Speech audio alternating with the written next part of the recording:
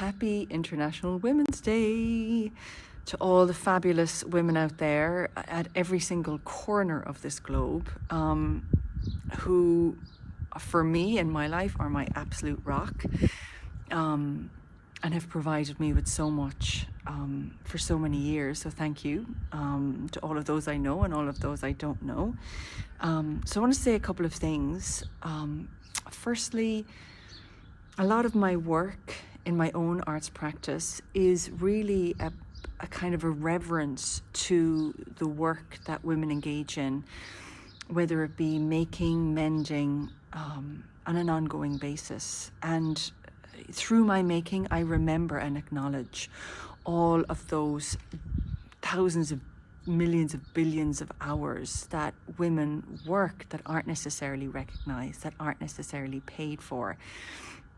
And yet our care and connection is what underpins communities and allows communities to grow and to thrive and to exist.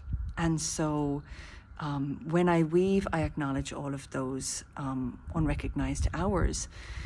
But it's also to say that when I'm in weaving groups, what comes back, this message comes through again and again and again for men and women when they think back and they remember their mothers and their aunties and their grandmothers engaged in these acts of repair and acts of care. There is such a feeling of warmth and such a nostalgia from their perspective. And I think that's beautiful. I think, you know, we may not always be recognized and we may not always be valued in that way, but there is a deep warmth and care and love in the work that we do. And sometimes we may lose sight of that. So don't forget that, especially today.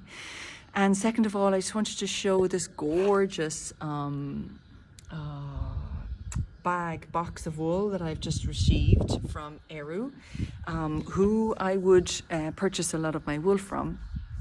Because they are dedicated to supporting Irish sheep, Irish wool, naturally dyed, and you'll notice a lot of my own personal pieces will use Eru wool.